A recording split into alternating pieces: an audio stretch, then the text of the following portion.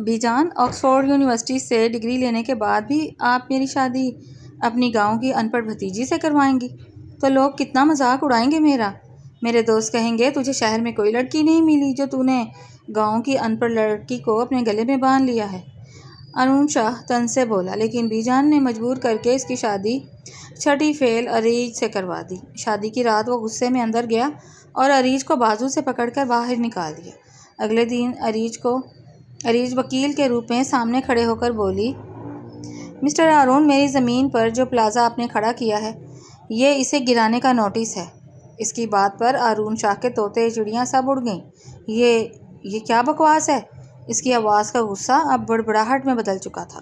اریج نے ایک ٹھنڈی مسکراہٹ کے ساتھ اپنے ہاتھ سینے پر باندھے۔ بکواس نہیں مسٹر ارون، قانونی نوٹس ہے۔ جس زمین پر اپنوں کا حق مار کر آپ نے شاہ پلازا کھڑا کیا ہے وہ زمین میرے بابا نے مرنے سے پہلے میرے نام کی تھی۔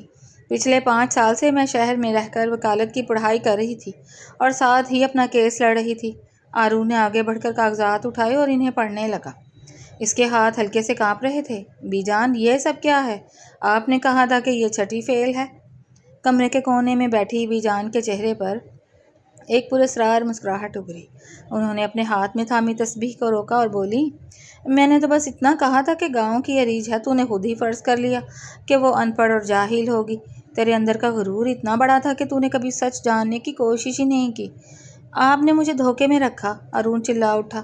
دھوکہ نہیں، سبق، اریج نے سخت لہجے میں کہا۔ تم نے مجھے کل رات 1 منٹ بھی بات کرنے کا موقع نہیں دیا۔ تم نے بغیر جانے مجھے حقیر سمجھا اور ہاتھ پکڑ کر کمرے سے باہر نکال دیا۔ اب مسٹر ارون شاہ، تمہارے پاس اس نوٹس کا جواب دینے کے لیے صرف 24 گھنٹے ہیں۔ اریج اتنا کہہ کر اپنے تیز قدموں سے کمرے سے باہر نکل گئی۔ ارون وہیں کرسی پر ڈھہ گیا۔ اس کا دماغ کام کرنا بند کر چکا تھا۔ تھوڑی دیر بعد ارون اپنے دوستوں کے کیفے میں بیٹھا تھا۔ اس کے 2 بہترین دوست دانیال اور حمزہ اس کے سامنے بیٹھے اس کی حالت دیکھ رہے تھے۔ کیا ہوا بھائی؟ کل تو تیری شادی تھی، آج یوں لگ رہا ہے جیسے تیرا سب کچھ لٹ گیا ہو۔ دانیال نے کافی کا گھونٹ لیتے ہوئے پوچھا۔ ارون نے اپنا سر دونوں ہاتھوں میں تھام لیا۔ یار، میں برباد ہو گیا۔ وہ لڑکی جس سے میری شادی ہوئی ہے وہ کوئی ان پڑھ نہیں ہے، وہ وکیل ہے اور اس نے آتے ہی شاہ پلازا پر ڈیمولیشن کا نوٹس بھیج دیا ہے۔ حمزہ نے حیرت سے آنکھیں پھاڑی۔ کیا؟ وہی پلازا جس پر تو نے اپنے آکسفورڈ کے ڈریم پروجیکٹ کا سارا پیسہ لگایا تھا؟ ہاں، ارون نے غصے سے میز پر ہاتھ مارا۔ مجھے سمجھ نہیں آ رہا کہ بی جان نے میرے ساتھ ایسا کیوں کیا۔ اور وہ لڑکی، اس کا غرور تو دیکھو، وہ میرے سامنے آ کر مجھے دھمکی دے کر گئی ہے۔ دانیال نے سوچتے ہوئے کہا، ارون سچ بتا، کل رات تو نے اس کے ساتھ کیا کیا تھا؟ ارون ذرا ہچکچایا۔ میں نے اسے غصے میں کمرے سے باہر نکال دیا تھا۔ تو پھر بھگتو، دانیال نے سیدھے لفظوں میں کہا۔ اگر وہ وکیل ہے اور اس کے پاس زمین کے کاغذات ہیں تو وہ تجھے سڑک پر لے آئے گی۔ تجھے اس سے بات کرنی پڑے گی۔ میں اس کے سامنے نہیں جھکوں گا۔ ارون کی انا ایک بار پھر جاگ اٹھتی۔ وہ میری بیوی ہے، میں دیکھتا ہوں وہ مجھے کیسے کورٹ میں گھسیٹتی ہے۔ گھر واپس پہنچ کر ارون سیدھا اریج کے کمرے کی طرف گیا۔ اس نے بغیر دستک دیے دروازہ کھولا۔ اریج اپنی فائلیں سمیٹ رہی تھی۔ ارون نے اندر سے دروازہ بند کر دیا۔ وہ اریج کے بالکل قریب آیا اور اس کا بازو سختی سے پکڑ لیا۔ یہ کیا بدتمیزی ہے ارون؟ چھوڑو میرا بازو۔ اریج نے اپنا بازو چھڑانے کی کوشش کی لیکن ارون کی گرفت بہت مضبوط تھی۔ بدتمیزی؟ ارون نے اس کی آنکھوں میں آنکھیں ڈال کر کہا۔ اس کا سانس اریج کے چہرے سے ٹکرا رہا تھا۔ تم میری بیوی ہو اریج، تم سوچ بھی کیسے سکتی ہو کہ تم میرے ہی خلاف کورٹ میں جاؤ گی؟ تم میری اجازت کے بغیر اس گھر کا ایک پتا بھی نہیں ہلا سکتی۔ اریج نے اس کی گرفت کے درد کو برداشت کرتے ہوئے سیدھا اس کی آنکھوں میں دیکھا۔ بیوی ہوں، غلام نہیں، اور اگر تم سمجھتے ہو کہ تم اپنی طاقت سے مجھے ڈرا لو گے تو یہ تمہاری بھول ہے۔ میں وہ اریج نہیں ہوں جسے تم نے بچپن میں دیکھا تھا۔ ارون اسے مزید قریب کیا۔ اس لڑکی کی بے باکی اور اس کی آنکھوں کی چمک اسے اندر تک ہلا رہی تھی۔ وہ اتنی خوبصورت اور بااعتماد لگ رہی تھی کہ ارون کا غصہ آہستہ آہستہ ایک عجیب سی جلن اور حسد میں بدلنے لگا۔ تم صرف میری ہو اریج شاہ، ارون نے دھیمی لیکن بھاری آواز میں کہا، اور تمہارا یہ کیس، میں اسے کورٹ تک پہنچنے ہی نہیں دوں گا۔ دیکھتے ہیں۔ اریج نے دھکے سے اس کا ہاتھ پیچھے کیا۔ کل صبح کورٹ میں ملاقات ہوگی۔ اگلی صبح کورٹ کے باہر کا ماحول گرم تھا۔ میڈیا کے کچھ لوگ بھی وہاں موجود تھے کیونکہ شاہ گروپ کا کیس کافی بڑا تھا۔ ہارون کا کزن اور فیملی کا وکیل وقاص ہارون کے ساتھ کھڑا تھا۔ وقاص نے ہمیشہ ہارون کو ایک ناکام بندہ ثابت کرنے کی کوشش کی تھی۔ ہارون بھائی، اگر یہ پلازہ ہاتھ سے گیا تو چچا جان کی کمپنی بالکل ڈوب جائے گی، وقاص نے تنزن کہا۔ ویسے بھابھی تو کمال کی وکیل نکلی، تم سے سنبھالی نہیں جا رہی۔ ہارون نے وقاص کا گریبان پکڑنے کی کوشش کی لیکن دانیال نے اسے روک لیا۔ ہارون، ہوش میں رہو، یہ کورٹ ہے۔ اسی وقت اریج اپنے سینئر وکیل کے ساتھ وہاں پہنچی۔ اس نے سیاہ کوٹ پہن رکھا تھا اور بال پیچھے باندھے ہوئے تھے۔ وہ اتنی باوقار لگ رہی تھی کہ ہارون کی نظریں اس پر سے ہٹ ہی نہیں رہی تھیں۔ اسے اپنے اندر ایک حسد کا احساس ہوا جب اس نے دیکھا کہ کورٹ کے دوسرے مرد وکیل اریج کو دیکھ کر مسکرا رہے تھے اور اس سے بات کر رہے تھے۔ ہارون تیزی سے چلتا ہوا اریج کے پاس گیا۔ اریج، تم ان لوگوں کے سامنے یوں کھڑی ہو کر باتیں کر رہی ہو؟ اریج نے تعجب سے اسے دیکھا۔ یہ میرے کولیگز ہیں مسٹر ہارون، آپ کو اس سے کیا مسئلہ ہے؟ مجھے مسئلہ ہے، ہارون نے دبی آواز میں غصے سے کہا۔ تم میری بیوی ہو اور مجھے پسند نہیں کہ کوئی تم سے یوں غیر ضروری بات کرے۔ اریج نے ایک ہلکی سی ہنسی ہنس دی۔ آپ بھول رہے ہیں کہ ہم یہاں کس سلسلے میں آئے ہیں۔ چلیں، جج صاحب آنے والے ہیں۔ جج کے سامنے کیس شروع ہوا۔ اریج نے کھڑے ہو کر اپنے باپ کے زمین کے اصل اور پرانے کاغذات پیش کیے۔ مائی لارڈ، اریج کی آواز کورٹ روم میں گونجی، شاہ انڈسٹریز نے میری لا علمی اور میرے شہر میں ہونے کا فائدہ اٹھا کر میری زمین پر غیر قانونی طور پر شاہ پلازہ تعمیر کیا۔ میرے پاس اس زمین کی رجسٹری اور میرے والد کی وصیت موجود ہے۔ ہارون کا وکیل وقاص کھڑا ہوا لیکن اس کے پاس کوئی مضبوط دلیل نہیں تھی۔ وہ صرف اتنا کہہ سکا، مائی لارڈ، اریج شاہ اور ہارون شاہ میاں بیوی ہیں، یہ ان کا خاندانی معاملہ ہے۔ اریج نے فوراً ٹوکا، شادی ایک الگ رشتہ ہے اور قانون ایک الگ چیز۔ اگر شوہر بیوی کا حق مارے تو قانون خاموش نہیں رہتا۔ جج نے تمام ثبوتوں کو دیکھا اور مختصر وقفے کے بعد فیصلہ سناتے ہوئے کہا، عدالت شاہ گروپ کو حکم دیتی ہے کہ وہ 24 گھنٹے کے اندر پلازہ کا کام روک دیں اور زمین اریج شاہ کے نام منتقل کرنے کا طریقہ کار شروع کریں، ورنہ شاہ پلازہ کو سیل کر دیا جائے گا۔ کورٹ روم میں سناٹا چھا گیا۔ ہارون کی دنیا جیسے ہی رک گئی۔ اس نے اریج کی طرف دیکھا جو اپنی فائلیں بند کر رہی تھی۔ شام کو پورا خاندان گھر میں جمع تھا۔ ہارون کے چچا اور دیگر رشتہ دار بی جان کو باتیں سنا رہے تھے۔ بی جان، آپ نے یہ ایک ایسی لڑکی سے اپنے پوتے کا نکاح کروا دیا، اس نے تو ہماری خاندان کی عزت نیلام کر دی۔ چچا غصے سے بولے۔ بی جان سکون سے بیٹھی رہیں۔ جب تم لوگوں نے اس یتیم لڑکی کی زمین پر قبضہ کیا تھا تب خاندان کی عزت کہاں گئی تھی؟ میں جانتی تھی کہ اریج سچی ہے، اس لیے میں نے اس کی شادی ہارون سے کروائی تاکہ ہارون کو اس کا حق واپس مل سکے اور وہ اپنے غرور سے باہر نکلے۔ ہارون خاموشی سے ایک کونے میں کھڑا رہا۔ اس کے ذہن میں ماضی کی کچھ یادیں گھومنے لگیں۔ 5 سال پہلے ہارون آکسفورڈ جانے کی تیاری کر رہا تھا۔ گاؤں میں 14 سالہ اریج اپنے والد کی وفات پر رو رہی تھی۔ ہارون نے اسے دور سے دیکھا تھا لیکن اس نے اپنے تکبر میں اس سے بات بھی نہیں کی تھی کیونکہ وہ سمجھتا تھا کہ دیہاتی لوگ اس کے معیار کے نہیں ہیں۔ اس کے چچا نے اسی رات خاموشی سے زمین کے کاغذی دستخط بدلوا لیے تھے اور ہارون کو اس کا علم ہی نہیں ہوا تھا، یا شاید اس نے جاننے کی کوشش ہی نہیں کی تھی۔ ہارون کا احساس ہوا کہ اس کے اپنے گھر والے کتنے غلط تھے اور جس لڑکی کو وہ جاہل سمجھ رہا تھا وہ دراصل اپنے حق کے لیے لڑ رہی تھی۔ وہ اریج کے کمرے کی طرف بڑھا۔ دروازہ کھلا تھا۔ اریج کھڑکی کے پاس کھڑی باہر دیکھ رہی تھی۔ ہارون اندر داخل ہوا اور خاموشی سے اس کے پیچھے جا کر کھڑا ہو گیا۔ اب کیا کہنے آئے ہو؟ اریج نے بغیر مڑے پوچھا۔ ہارون نے اپنا ہاتھ آگے بڑھایا اور اریج کو کندھوں سے پکڑ کر اپنی طرف موڑا۔ اس کی آنکھوں میں اب غرور نہیں بلکہ ایک الگ سا جنون اور پچھتاوا تھا۔ تم نے مجھے ہرا دیا اریج، ہارون نے دھیمی آواز میں کہا، لیکن تم یہ زمین تو جیت سکتی ہو، مجھے اپنے دل سے نہیں نکال سکتی۔ اریج نے اس کی آنکھوں میں دیکھا جہاں غصے کی جگہ اب ایک عجیب سی تڑپ اور تحفظ کا احساس تھا۔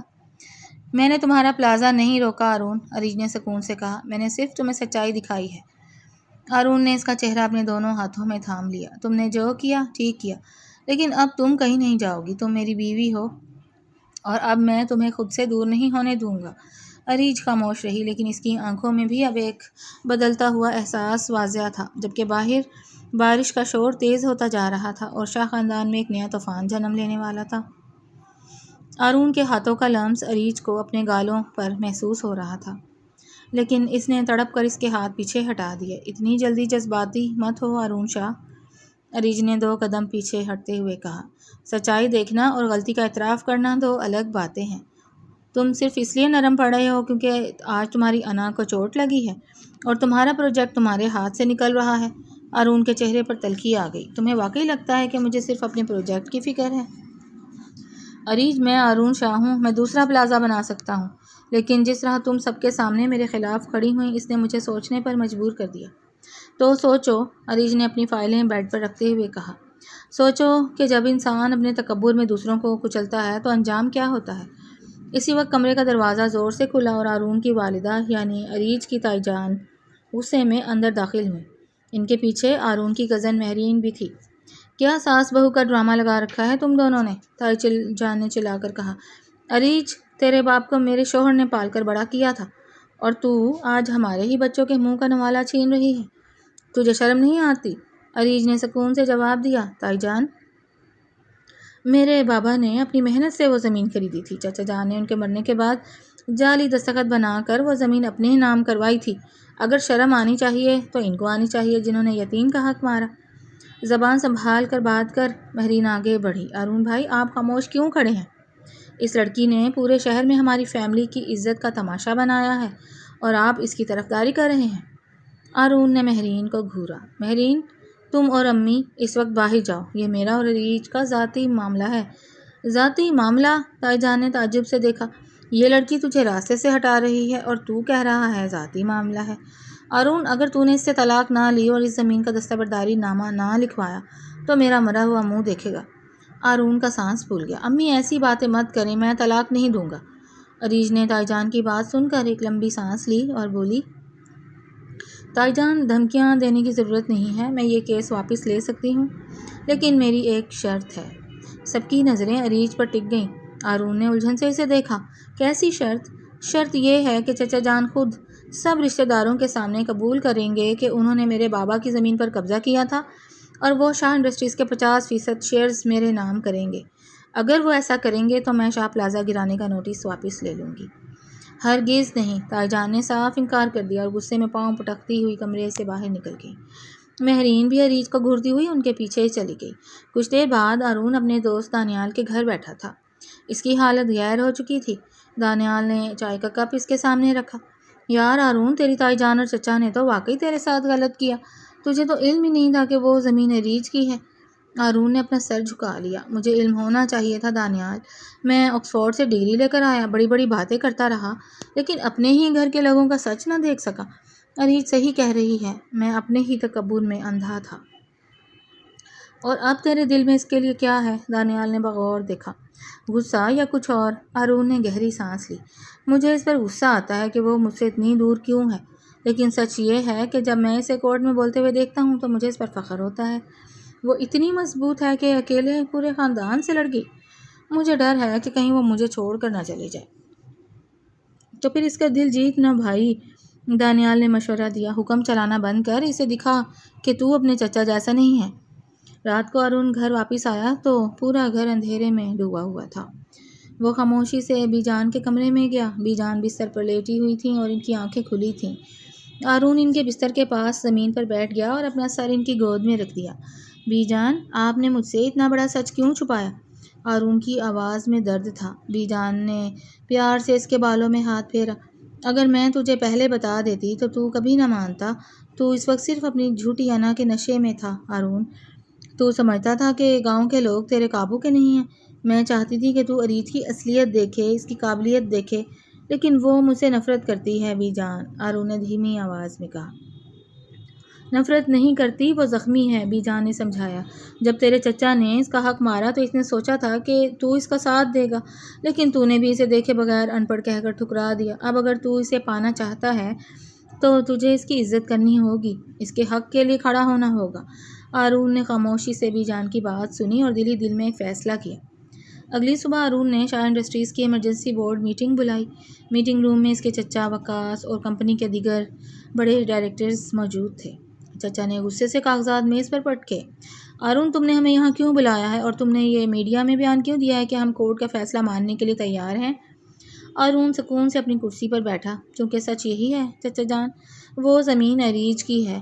آپ نے ان کے والد کے انتقال کے بعد ان کے ساتھ دھوکہ کیا۔ وقاص بیچ میں بولا، ارون بھائی، تم ایک لڑکی کے چکر میں اپنی خاندانی جائیداد اور کمپنی کا نقصان کر رہے ہو۔ خاندانی جائیداد حرام کی کمائی پر نہیں بنتی وقاص۔ ارون کی آواز تیز ہو گئی۔ چچا جان، آپ کے پاس دو راستے ہیں۔ یا تو آپ اریج کی شرط مان کر اپنے شیئرز اس کے نام کریں اور عوامی طور پر اپنی غلطی مانیں، یا پھر کل صبح پولیس آپ کو دھوکہ دہی کے کیس میں گرفتار کر کے لے جائے گی۔ میں نے اریج کو تمام ثبوت فراہم کر دیے ہیں۔ چچا کا رنگ زرد پڑ گیا۔ تم اپنے ہی چچا کو جیل بھیجو گے؟ میں صرف حق کا ساتھ دے رہا ہوں، ارون نے کھڑے ہوتے ہوئے کہا۔ آپ کے پاس شام تک کا وقت ہے۔ شام کے وقت اریج اپنے کمرے میں پیکنگ کر رہی تھی۔ اس کا کیس تقریباً ختم ہو چکا تھا اور وہ اب اس گھر میں مزید نہیں رکنا چاہتی تھی۔ ارون کمرے میں داخل ہوا۔ اس نے اریج کو سامان سمیٹتے دیکھا تو اس کا دل بیٹھ گیا۔ وہ تیزی سے آگے بڑھا اور اس کے ہاتھ سے سوٹ کیس چھین لیا۔ یہ کیا کر رہی ہو تم؟ ارون کے لہجے میں گھبراہٹ اور ملکیت کا شدید احساس تھا۔ میں جا رہی ہوں ارون، اریج نے ٹھنڈے لہجے میں کہا۔ میرا مقصد پورا ہو گیا۔ زمین کا کیس حل ہو چکا ہے۔ تمہارے چچا نے شیئرز منتقل کرنے کے کاغذات پر سائن کر دیے ہیں۔ اب میرا یہاں کوئی کام نہیں۔ تم کہیں نہیں جا رہی ہو۔ ارون نے اس کے دونوں شانے پکڑ کر اسے اپنی طرف کھینچا۔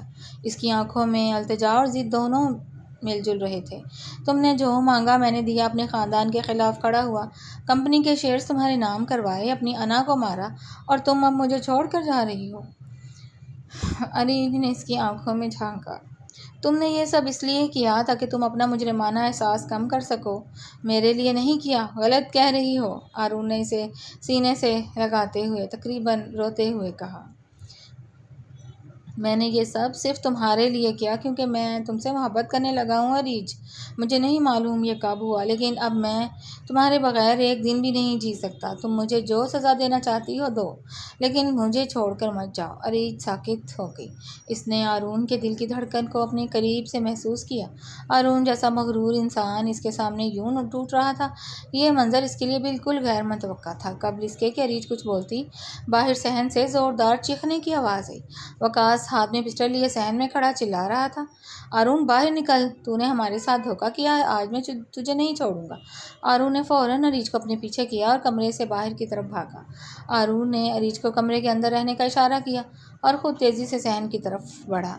وقاص غصے میں اندھا ہو چکا تھا، اس کا ہاتھ کانپ رہا تھا اور پسٹل کا رخ ارون کی طرف تھا۔ ارون، تو نے ایک لڑکی کے لیے اپنے ہی خاندان کو سڑک پر لا کھڑا کیا۔ وقاص چیخا۔ آج میں تیرے اس غرور کا خاتمہ کروں گا۔ وقاص، پسٹل نیچے کرو، تم حواس کھو چکے ہو، ارون نے قدم آگے بڑھاتے ہوئے کہا۔ اسی وقت اریج ارون کے منع کرنے کے باوجود نکل آئی۔ اس نے دیکھا کہ وقاص نے انگلی ٹریگر پر رکھ دی ہے۔ اس سے پہلے کہ ارون کچھ سمجھ پاتا، وقاص نے فائر کر دیا۔ ارون! اریج نے زور سے چیخ کر ارون کو ایک طرف دھکا دیا اور گولی ارون کے بازو کو چھوتی ہوئی نکل گئی اور وہ زمین پر گر پڑا۔ وقاص دوبارہ نشانہ باندھنے ہی والا تھا کہ پیچھے سے دانیال اور پولیس کی نفری نے صحن میں قدم رکھا۔ پولیس اہلکاروں نے جھپٹ کر وقاص کو قابو کیا اور اس کے ہاتھ سے پسٹل چھین کر اسے ہتھکڑی لگا دی۔ اریج بدحواس ہو کر ارون کے پاس زمین پر بیٹھ گئی۔ اس کی آنکھوں سے آنسو جاری تھے۔ تم پاگل ہو، سامنے کیوں آئے؟ تمہیں کچھ ہو جاتا تو؟ ارون نے زخمی بازو کے باوجود دوسرے ہاتھ سے اریج کا ہاتھ تھاما اور مسکرایا۔ تم نے مجھے بچا لیا اریج، اس کا مطلب ہے تم بھی مجھ سے دور نہیں جانا چاہتی۔ تائی جان اور چچا جان خاموشی سے ایک کونے میں شرمندہ کھڑے تھے۔ بی جان نے آگے بڑھ کر اریج کے سر پر ہاتھ رکھا اور بولی، بیٹا، آج تم نے نہ صرف اپنے باپ کا حق حاصل کیا بلکہ اس خاندان کو مزید گناہ کرنے سے بھی بچا لیا۔ ارون نے تمہاری وجہ سے سچائی کا راستہ چنا ہے۔ ارون نے اپنے چچا اور تائی جان کی طرف دیکھا۔ چچا جان، میں آپ کے خلاف کوئی قانونی کارروائی نہیں کروں گا، لیکن آپ کو اپنی غلطیوں کا احساس ہونا چاہیے۔ یہ کمپنی اور زمین اریج کی ہے اور اب وہی اس کی دیکھ بھال کرے گی۔ چچا نے سر جھکا لیا اور اریج کے قریب آئے۔ ہمیں معاف کر دو اریج، ہم دولت کی ہوس میں اتنے اندھے ہو گئے تھے کہ یتیم کا حق بھی بھول گئے۔ اریج نے ایک گہری سانس لی اور کہا، میں نے آپ کو معاف کیا، مجھے صرف اپنا حق چاہیے تھا، کسی سے بدلہ نہیں۔ چند ہفتوں بعد شاہ انڈسٹریز کی بحالی کا کام تیزی سے جاری تھا۔ ہارون اب اریج کے ساتھ مل کر کمپنی اور پروجیکٹس کو سنبھال رہا تھا۔ دونوں کے درمیان فاصلے ختم ہو چکے تھے اور تکبر کی جگہ باہمی احترام اور محبت نے لے لی تھی۔ شام کے وقت ہارون اور اریج شاہ پلازے کی چھت پر کھڑے شہر کا منظر دیکھ رہے تھے تو میڈم وکیل صاحبہ، ہارون نے اریج کے بالکل قریب آ کر اس کا ہاتھ اپنے ہاتھ میں لیتے ہوئے شرارت سے کہا، اب بھی مجھ سے کوئی شکایت ہے یا ابھی بھی کورٹ کا کوئی نیا نوٹس تیار کر رہی ہو؟ اریج نے ہنس کر ہارون کی آنکھوں میں دیکھا۔ نوٹس تو اب زندگی بھر کے لیے ملے گا مسٹر ہارون شاہ۔ اگر تم نے دوبارہ مجھے غصہ دلایا یا خود کو مجھ سے بہتر سمجھنے کی غلطی کی تو اس بار پورا شاہ گروپ اپنے نام کروا لوں گی۔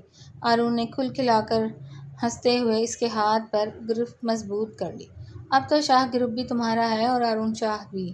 مجھے تمہاری اس قید میں رہنا قبول ہے۔ ہوا کے دوش پر اریج کا آنچل لہرایا اور دونوں نے ایک دوسرے کی طرف مسکرا کر دیکھا۔ ماضی کے تمام تلخ سائے ختم ہو چکے تھے اور ان کی زندگی میں ایک نئی باوقار اور محبت سے بھری سحر کا آغاز ہو چکا تھا۔